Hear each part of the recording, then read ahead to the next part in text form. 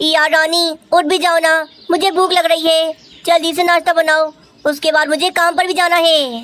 क्या है कालू जी, सोने भी नहीं देते, रोजाना सुबह बस नाश्ता मांगने आ जाते हो।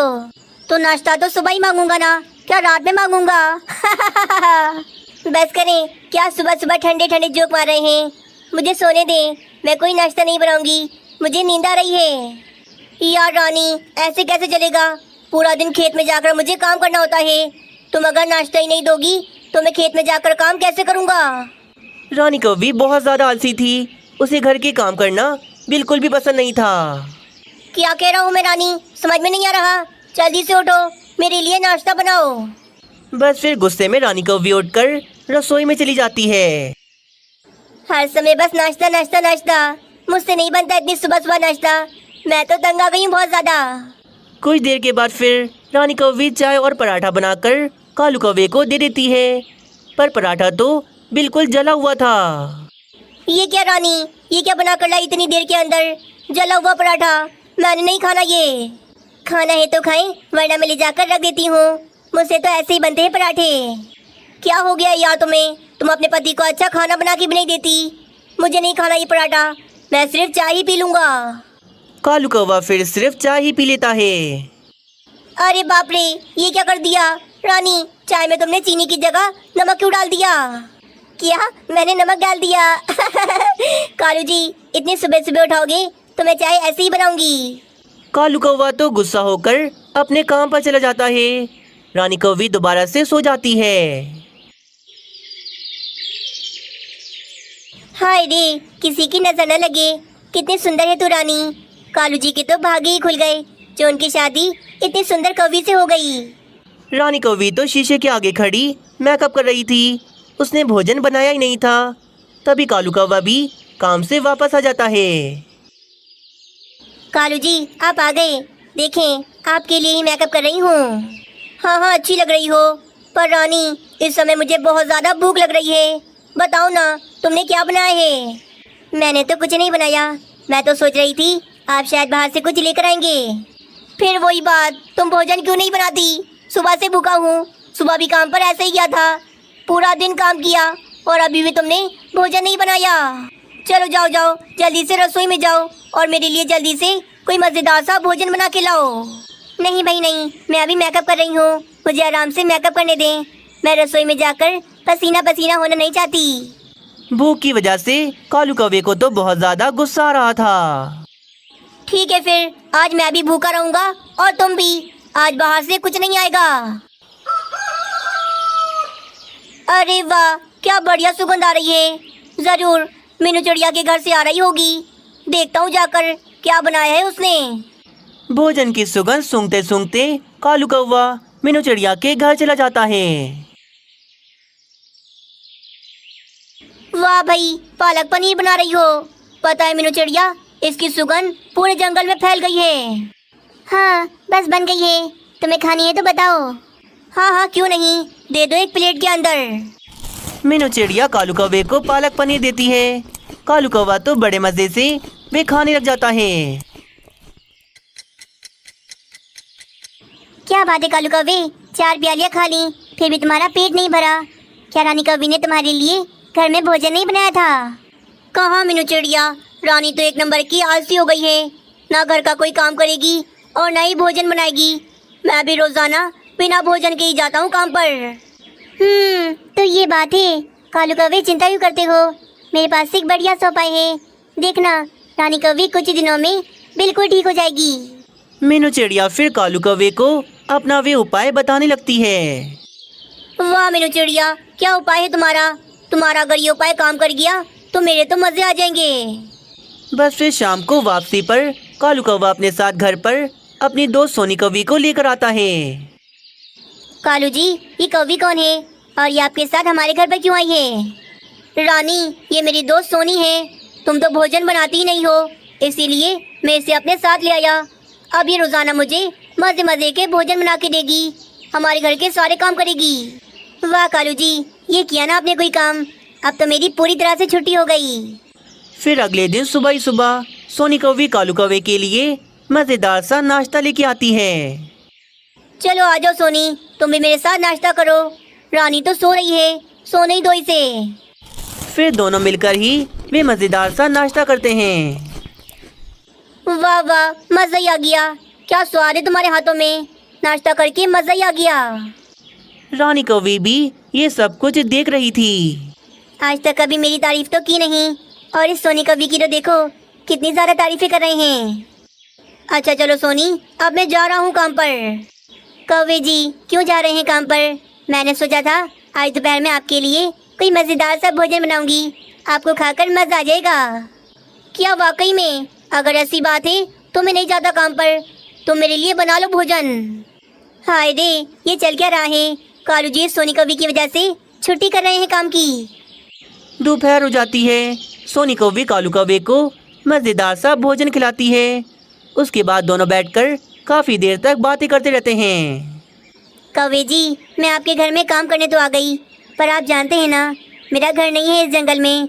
अब जब तक मैं घर बनाऊंगी तब तक तो मुझे आपके घर में ही रहना पड़ेगा। हाँ हाँ यार, कोई बात नहीं, तुम्हारा अपना घर है, जब तक दिल चाहे रह सकती हो यहाँ पर। अब तो रानी कौवी ये सारी बातें सुनकर और भी ज्यादा जल जाती है।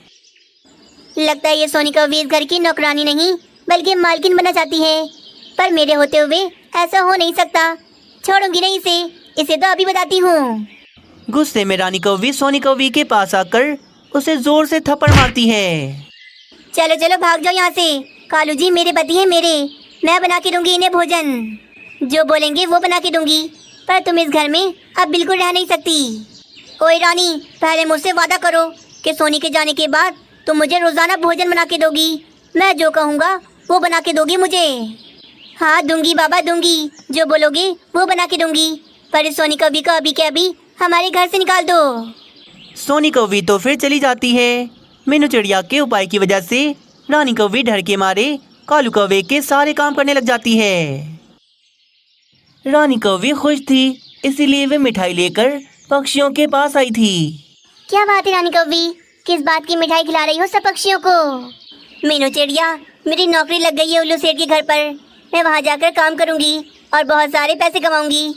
बेचारे कालू जी कितनी मेहनत करते हैं, अब मैं भी उनका हाथ बटाऊंगी। क्या उल्लू सेठ के घर पर? क्या रानी कवि, उल्लू सेठ का ही घर मिला रहा तुम्हें काम करने के लिए? क्या मतलब मीनू चिड़िया, उल्लू सेठ का तो सबसे अच्छा घर है, वो तो बहुत ज़्यादा अमीर हैं, देखना पगार भी वो मुझे बहुत ज़्यादा ही देंगे।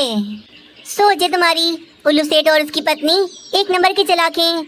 मैं तो उल्लू सेठ के साथ काम कर चुकी हूँ, पूरा महीना काम करवाता है, महीने के आखिर में काम से ही निकाल देता है और पगार भी नहीं देता। मैं तो तुम्हें यही समझाऊंगी, कहीं पर जाकर भी काम करना, पर उल्लू सेठ के घर में कभी काम न करना। हाँ हाँ, उल्लू सेठ बिल्कुल भी अच्छा नहीं है, उसे गरीब पक्षियों का बिल्कुल एहसास नहीं। लगता है पक्षियों तुम सबको कोई गलत फहमी हुई है। उल्लू सेठ ने मुझसे खुद कहा है कि मैं उसके घर पर काम करूंगी तो वो मुझे बहुत ज़्यादा पगार देगा, और वैसे भी मैं तो अनपढ़ हूँ, पढ़ना लिखना नहीं जानती, अब भला मुझ जैसी को नौकरी कौन देगा? फिर भी रानी कवि संभल के रहना, वरना उल्लू सेठ और उसकी पत्नी का कुछ नहीं पता, क्या पता तुम्हें कब बेवकूफ़ बना दें। रानी कौवी पक्षियों की बात नहीं सुनती और वहाँ से चली जाती है। यार रानी, मुझे बिल्कुल अच्छा नहीं लग रहा कि मेरे होते हुए तुम उल्लू सेठ के घर पर जाकर झाड़ू पोछा करो। काश मेरी इतनी ज़्यादा पगार होती कि तुम्हें कभी भी इस तरह काम न करना पड़ता।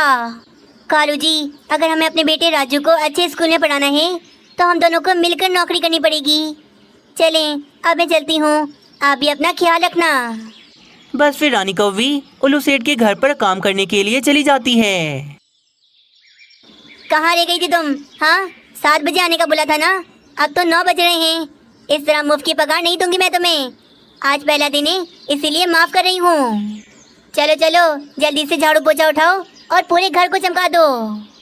माफ़ करना प्रीतम जी, असल में मेरा बेटा छोटा है, उसे स्कूल भेज रही थी, उसी में समय लग गया, पर कल से ऐसा नहीं होगा, कल से मैं समय पर आ जाऊंगी। फिर रानी कौवी पूरे घर की अच्छे से झाड़ू लगाती है। प्रीतम जी, मैंने पूरे घर का झाड़ू पोछा कर लिया है, क्या मैं अपने घर जा सकती हूँ? बर्तन कौन धोएगा? हाँ, तुम्हारी माँ जी को बुलाऊंगी उसके लिए। चलो जाओ, जाकर रसोई में बहुत सारे गंदे बर्तन पड़े हैं, वो जाकर धो। बेचारी रानी कौवी सारा दिन ही उल्लू सेठ की पत्नी की कठोर दिल बातें ही सुनती रहती थी। उफ, कालू जी आज तो बहुत ज़्यादा थक गई। पूरा दिन बस काम ही किया आज मैंने। या रानी, अगर ज़्यादा थक जाती हो तो कल से ना जाना काम पर। मैं कर लूँगा कुछ ना कुछ, तुम चिंता ना करो। नहीं नहीं कालू जी, नौकरी में मेहनत तो करनी ही पड़ती है। मैं इस तरह काम नहीं छोड़ सकती।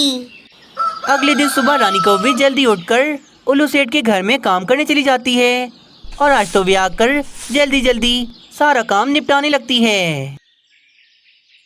आज तो बहुत जल्दी जल्दी काम कर लिया तुमने।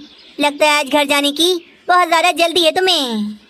हाँ वो क्या है ना, आज मेरे बेटे राजू को पुलाव खाने हैं, इसीलिए जल्दी से घर जाकर उसके लिए पुलाव बनाऊंगी। पुलाव बनाना बाद में, पहले जो तुम्हारे पीछे इतने सारे गंदे कपड़े पड़े हैं ये ले जाकर धो। चलो जाओ, वरना उल्लू सेठ से कहकर तुम्हारी पगार कटवा दूंगी। जी मैं धो देती हूँ, आप गुस्सा ना करें। बेचारी रानी कौवी फिर ढेर सारे कपड़े रात तक धोती रहती है। काफी रात होने पर वे सारे कपड़े धोकर ही अपने घर जाती है। रानी कहाँ रह गई थी यार तुम? बेचारा राजू पुलाव का इंतजार करते करते ही सो गया। क्या करती कालू जी, उल्लू सेठ की पत्नी ने मुझे जल्दी आने ही नहीं दिया, जबकि मैंने सारा काम जल्दी कर लिया था। ढेर सारे कपड़े धोकर आ रही हूँ तब इतनी रात हो गई, वरना अगर कपड़े ना धोती तो उल्लू सेठ मेरी पगार काट लेता। हाय रे, गरीबी भी क्या चीज़ है। हम गरीबों पर कितना जुल्म हो रहा है। काश हम कुछ कर पाते। इसी तरह रानी कौवी पूरे 1 महीने तक उल्लू सेठ के घर में बस काम करती रहती। फिर एक दिन काम करते करते अचानक से रानी कौवी के हाथ लगने से गुलदान नीचे गिरकर टूट जाता है। सत्यानाश, ये क्या कर दिया तुमने? इतना महंगा गुलदान तोड़ दिया मेरा। कभी सपने में देखा भी है ये? माफ कर दो प्रीतम जी, गलती से हो गया।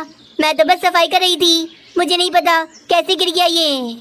तो मैं बताऊंगी, जब तुम्हारी पगार कटेगी तब तुम्हें इस गुलदान टूटने का एहसास होगा।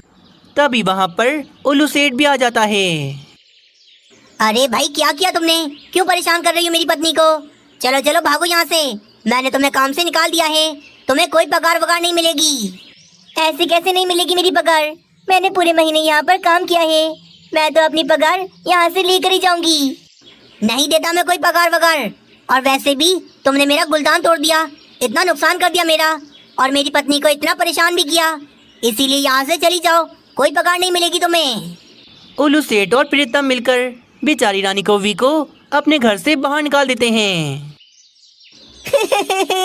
कालू जी, उल्लू सेठ ने मुझे काम से निकाल दिया और मेरी पगार भी नहीं दी। गलती से मुझसे एक गुलदान टूट गया था, उसकी वजह से मुझे इतनी बातें सुनाई और मुझे काम से भी निकाल दिया। क्या उल्लू सेठ ने तुम्हारी पगार नहीं दी? तुमने पूरा महीना काम किया उसके घर पर और उसने तुम्हारे साथ ऐसा किया? पता नहीं कैसे वो दोनों। मैंने पूरा महीना काम किया और मुझे पगार नहीं दी। मीनू चिड़िया ने मुझसे कहा भी था कि मैं उनके घर पर काम ना करूं, पर मैंने किसी की बात नहीं मानी। रानी कौवी को इस तरह रोते हुए देखकर कालू कौवे को बहुत ज्यादा गुस्सा आ रहा था। बस फिर क्या था, आज की रात ही कालू कौवा बदला लेने के लिए छुपके से उल्लू सेठ के घर में घुस आता है। अलमारी से सारे पैसे चुरा लूंगा और जिन जिन पक्षियों के साथ उल्लू सेठ ने गलत किया है उन सब के पैसे मैं उन्हें दे दूंगा। कालू कौवा अलमारी खोलता है, पर अलमारी में से तो उसे कुछ भी नहीं मिलता। ये क्या, अलमारी में तो पैसे ही नहीं हैं। उल्लू सेठ ने पैसे कहाँ रखे होंगे, क्योंकि इसके पास तो बहुत सारे पैसे हैं। कालू कौवा यहाँ वहाँ देखता है, तभी उसे कुर्सी के नीचे जमीन पर एक दरवाजा नजर आता है। अरे ये क्या है? लगता है इसके नीचे कुछ है। फिर कालू कौवा दरवाजा खोलकर जमीन के अंदर चला जाता है। हाय रे, इतने सारे पैसे, पैसों की गड्डियां ही गड्डियां हैं यहाँ पर। तो इतना सारा पैसा उल्लू सेठ के पास कहाँ से आया? कोई अपनी मेहनत की कमाई इस तरह छुपा के तो नहीं रखता। बस फिर कालू कौवा पैसों से भरी बोरी निकालकर बाहर आ जाता है। उल्लू सेठ ने जिन जिन पक्षियों के पैसे खाए हैं उन सब के पैसे इसमें से दे दूंगा, और रानी की मेहनत की कमाई भी इसी में से दे दूंगा। कालू कौवा तो वे सारे पैसे लेकर वहाँ से चला जाता है। पर अगले दिन सुबह कालू कौवा उल्लू सेठ के घर पर पुलिस भेज देता है। पुलिस तो उल्लू सेठ को पकड़कर जमीन के अंदर से सारे के सारे पैसे बाहर निकाल लेती है। हाँ भाई, इतने सारे पैसे कहाँ से आए तुम्हारे पास? मेहनत की कमाई तो इतनी ज्यादा नहीं हो सकती। और वैसे भी इस तरह मेहनत की कमाई जमीन के अंदर कौन छुपा के रखता है? मैं कह रहा हूँ ना, मेरी मेहनत की कमाई है। आप जाएं यहाँ से, ये सारे पैसे मेरे हैं। लगता है तुम्हें मार लगानी पड़ेगी, तब जाकर तुम बताओगे कि इतने सारे पैसे तुमने कहाँ से कमाए। उल्लू सेठ तो बहुत ज़्यादा डर जाता है। वे फिर पुलिस को सब बता देता है कि उसने ये सारे पैसे पक्षियों को लूट लूट के कमाए हैं। बस फिर क्या, उल्लू सेठ को अब लंबे समय के लिए जेल हो जाती है और उल्लू सेठ जेल में बैठकर जेल की चक्की पीसता है।